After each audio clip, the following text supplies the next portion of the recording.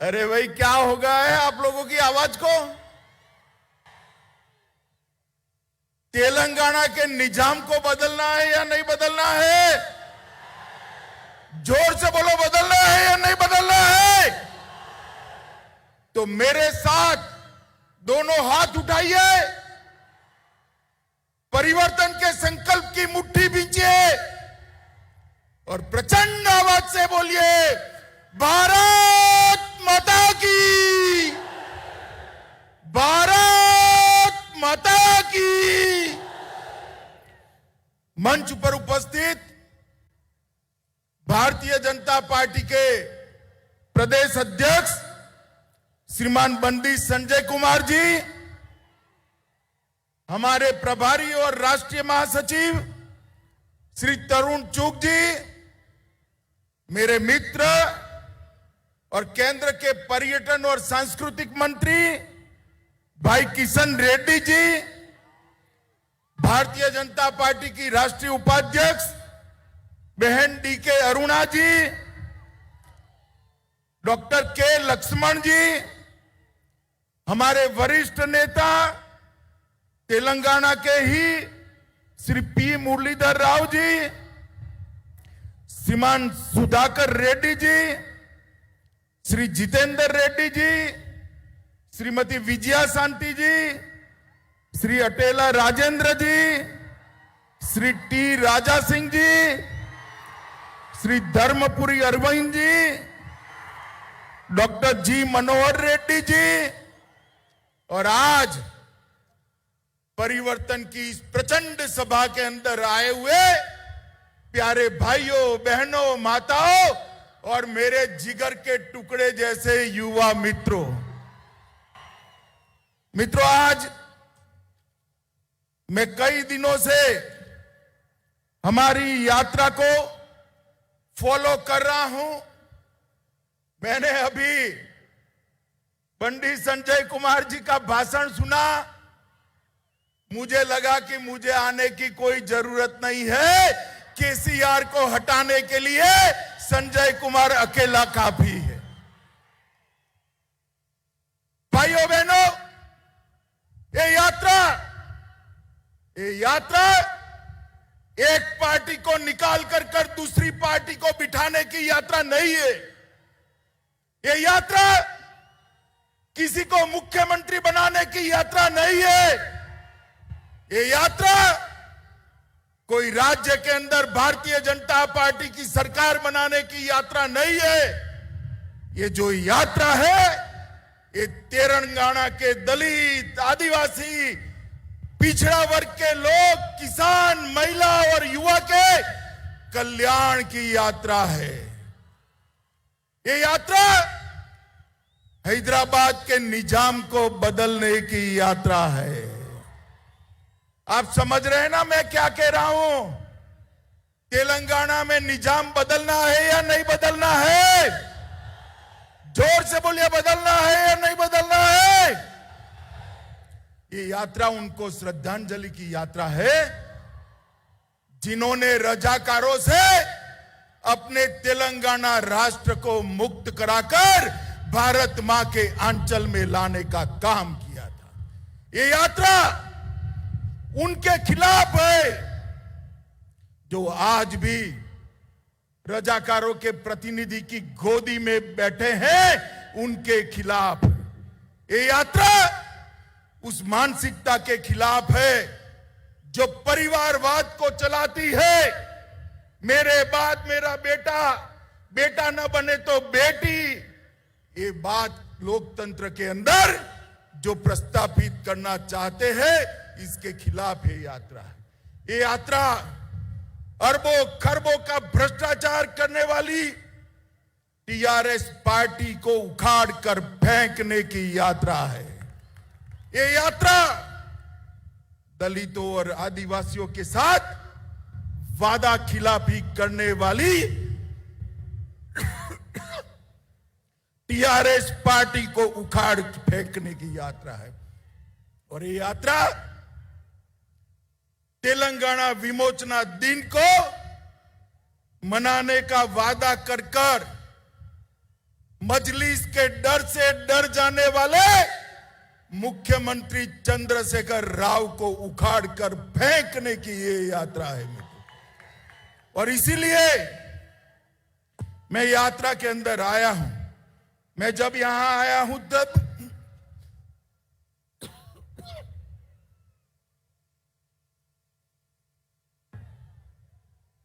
पूरे देश की ओर से, पूरे तेलंगाना राष्ट्र की ओर से हमारे प्रथम गृह मंत्री सरदार वल्लभ भाई पटेल को प्रणाम कर कर श्रद्धांजलि देना चाहता हूं, जिनके कारण आज ये राज्य, ये राष्ट्र भारत मां का अंग है। आज मैं स्वामी रामानंद तीर्थ, पंडित नरेंद्र, सुरावरम प्रताप रेड्डी, श्री दशरथी रंगाचार्य और पीवी नरसिम्हा राव को भी श्रद्धांजलि देना चाहता हूं। मित्रों, ये यात्रा में धूम धकती धूप के अंदर 45 डिग्री टेम्परेचर के अंदर लगभग 760 किलोमीटर पैदल चलकर हमारे प्रदेश अध्यक्ष ने तेलंगाना की पग पग भूमि को पैर से नापने का काम किया है। और जब ये समाप्त होगी तब 2500 किलोमीटर की पैदल यात्रा समाप्त होगी। मित्रों, आज हमने इस प्रजा संग्राम यात्रा में भाग लेने के लिए एक मिस कॉल सबको देना है। मैं जोर से बोलता हूं, सभी लोग अपना मोबाइल निकालो, जरा मोबाइल निकालिए जिनके पास मोबाइल है। अरे यार निकालो, हाथ ऊपर करो जरा। निकाला सबने? मैं नंबर बोलूं? पक्का 2 बार बोलूंगा। 6 3 5 9 1 1 9 1 1 9। अब दबाइए बटन। हो गया मिस कॉल। बंडी संजय कुमार को आपका समर्थन मिला है मित्रों, और ये लाखों जो मिस कॉल मिलते हैं वो हमारा हौसला बढ़ाते हैं। 2019 के चुनाव में तेलंगाना की जनता ने भारतीय जनता पार्टी को 4 सीट दी। 2 सीट हम बहुत नजदीकी मार्जिन से हारे हैं, मगर उसके बाद हैदराबाद नगर निगम का चुनाव हुआ हो, चाहे 2 उपचुनाव हुए हो, हर जगह पे आपने भारतीय जनता पार्टी को विजयी बनाने का काम किया है। मित्रों, आज मैं तेलंगाना की जनता को याद कराने आया हूं। यही चंद्रशेखर राव तेलंगाना की रचना के वक्त उन्होंने वादा किया था, निल्लू निधुलू नियमकालू। कुछ पूरा हुआ है क्या? अरे भाई जोर से बोलो, कुछ पूरा हुआ है क्या? कुछ पूरा हुआ है क्या? मैं आज आपको कहकर जाता हूं, मोदी जी के नेतृत्व में भारतीय जनता पार्टी की सरकार बनाइए। निल्लू निधुलू और नियामक कालू का वादा हम पूरा करेंगे भारतीय जनता पार्टी की राज। जल भी मिलेगा, पर्याप्त बजट भी मिलेगा और रोजगार भी युवाओं को मिलेगा। युवाओं ताली बजाइए जोर से। युवाओं को रोजगार केवल और केवल भारतीय जनता पार्टी दे सकती है। मित्रों, आज मैं याद कराने आया हूं, चंद्रशेखर राव जी, आप सचिवालय में, सेक्रेटरिएट में तो जाते नहीं है। युवाओं, इनको किसी तांत्रिक ने कहा है अगर सेक्रेटरिएट में गए तो सरकार चली जाएगी। ओ चंद्रशेखर राव जी, कान खोलकर सुन लो, सरकार जाने के लिए कोई तांत्रिक की जरूरत नहीं है। मेरा तेलंगाना का युवा आपकी सरकार को उखाड़ कर फेंक देने वाला है, क्योंकि आपने वादा किया था हर बेरोजगार को बेरोजगारी का भत्ता दिया जाएगा। युवाओं मिला है भत्ता? जरा बताइए, मिला है भाई? आपने कहा था किसानों का कर्ज 1 लाख रुपए तक माफ करेंगे।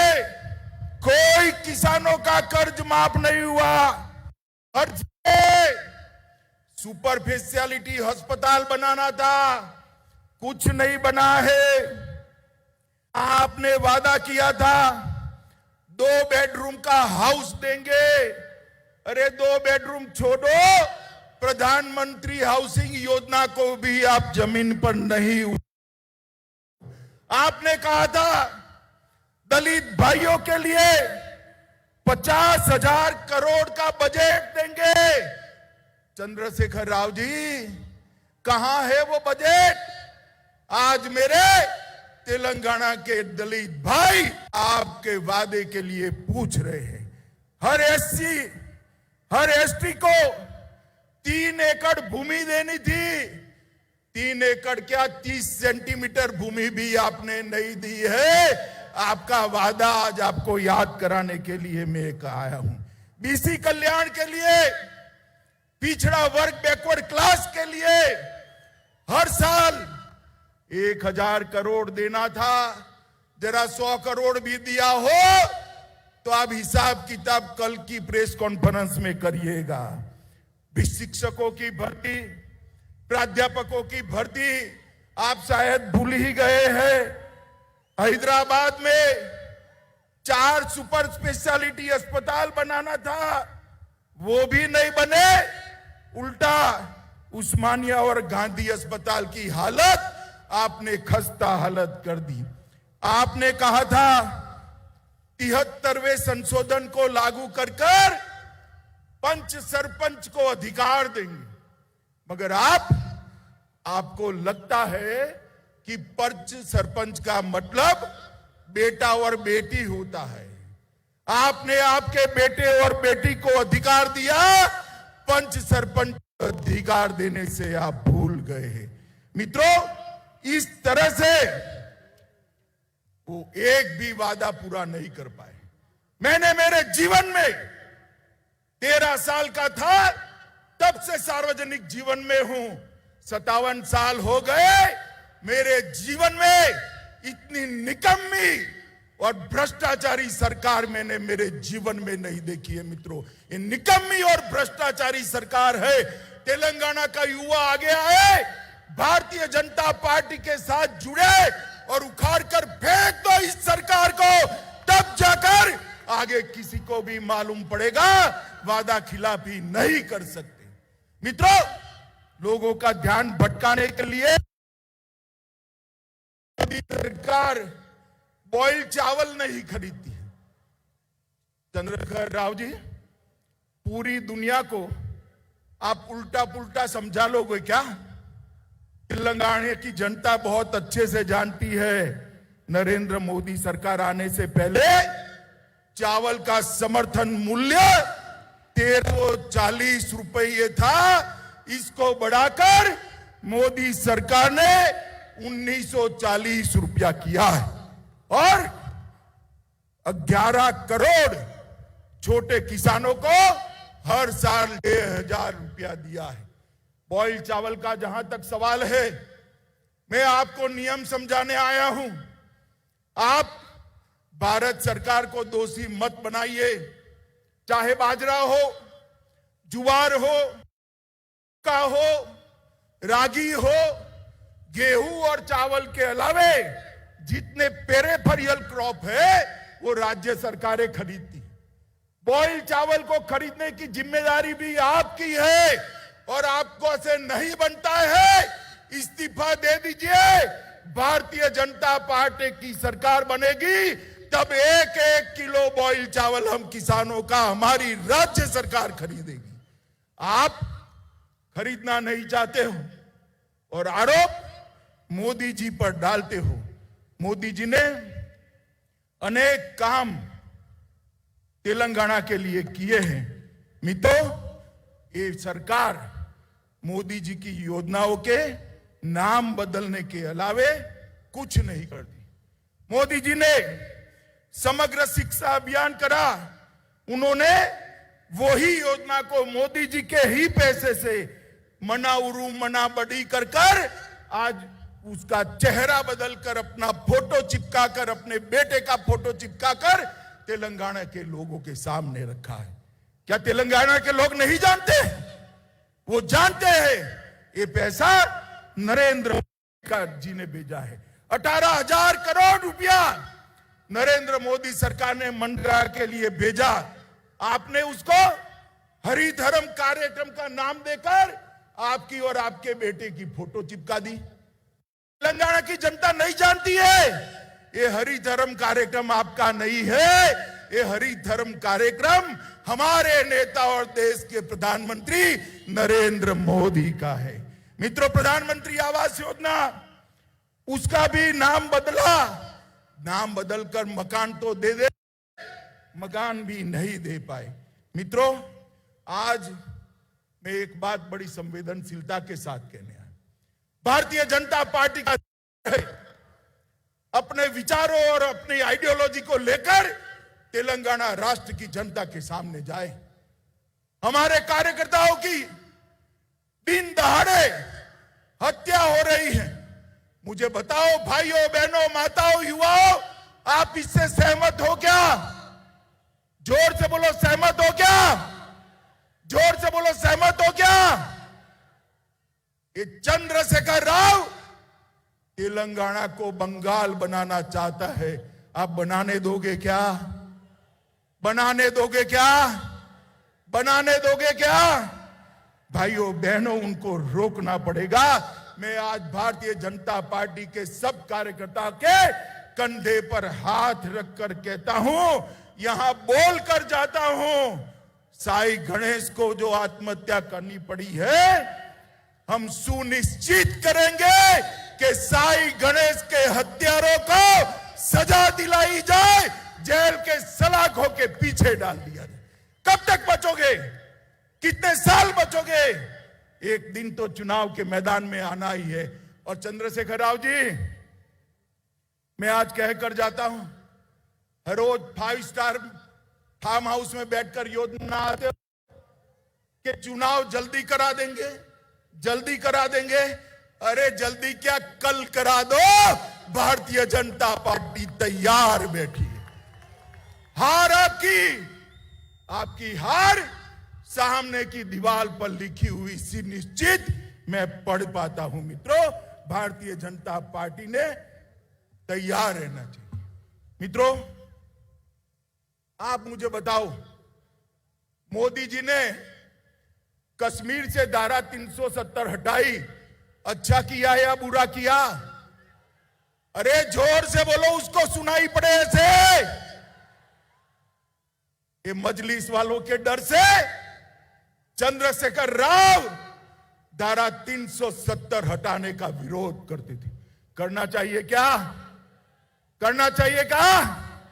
अरे हम मजलिस से भी नहीं डरते और आपसे भी नहीं डरते चंद्रशेखर राव।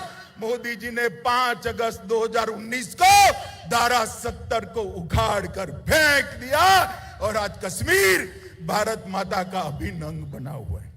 मुझे बताओ भाइयों बहनों, ये चंद्रशेखर राव ने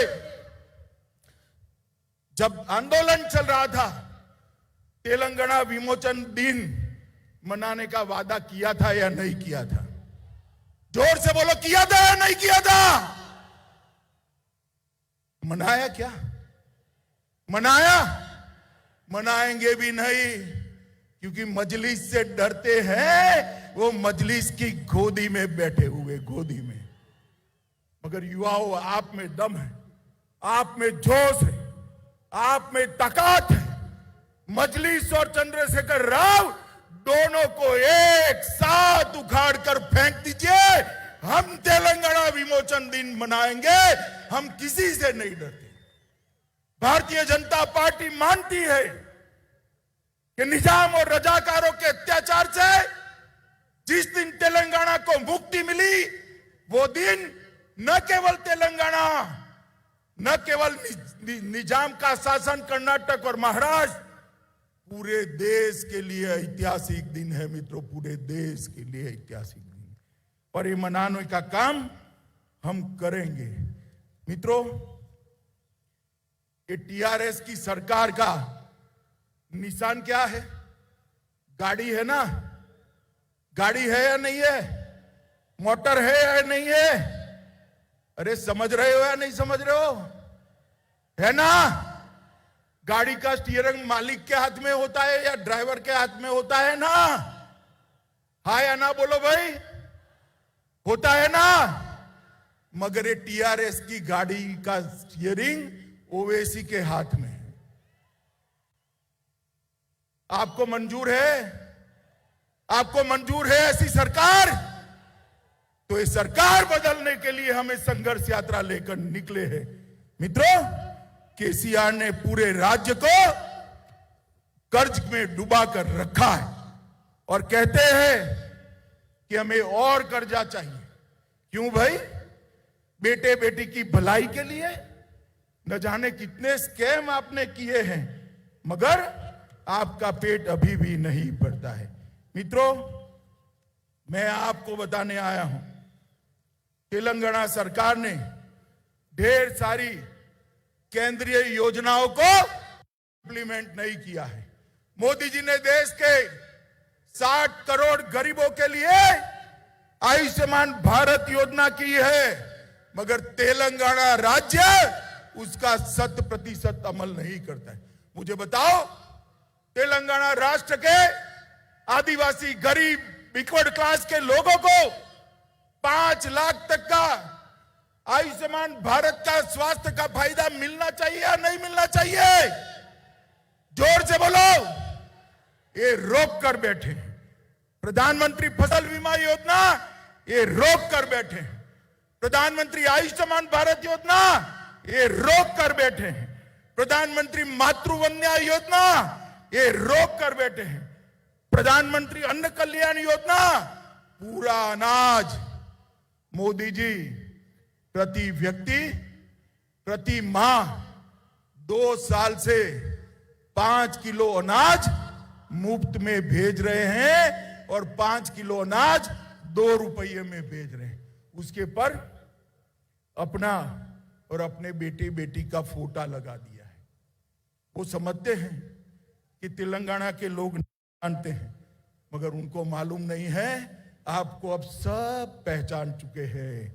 चंद्रशेखर राव जी सिंचाई परियोजनाएं, पालामारू रंगारेड्डी लिफ्ट इरिगेशन योजना, डिंडी लिफ्ट सिंचाई, राजौली बांधा डाइवर्जन स्कीम, नट्टे पांडू प्रोजेक्ट, ये केंद्र ने मंजूर तो किए, मगर उनको कोई इंटरेस्ट नहीं है, क्योंकि इसमें उनको कॉन्ट्रैक्टर अपना नहीं रख पा रहे हैं, इसलिए ये इरिगेशन का काम नहीं करते।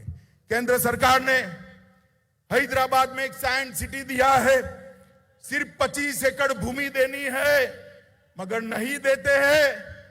साइंस सिटी अटकी हुई है। वारंगल जिले में सैनिक स्कूल के लिए 2017 से केंद्र सरकार ने पत्र भेजा है, मगर सैनिक स्कूल नहीं करते। मित्रों, फिर भी इतनी कठिनाइयों के बावजूद भी मोदी जी ने 8 साल में तेलंगाना के विकास के लिए 2,52,202 करोड़ रुपया दिया है। मैं फिर से बोलता हूं, 2,52,202 करोड़ रुपीस मोदी जी ने तेलंगाना के विकास के लिए। आप गुमराह मत करिए चंद्रशेखर राव जी, ये सूची में बंडी को देकर जाता हूं, कल वो प्रेस में ये पूरा लिस्ट आपको पढ़ने के लिए भेज देंगे।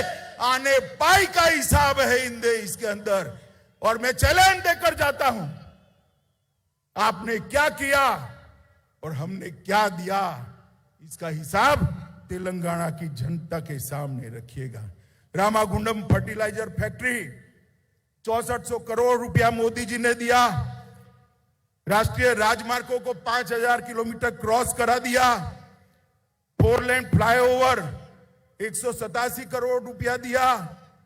लगभग 8,000 करोड़ से क्षेत्रीय रिंग रोड बनाया।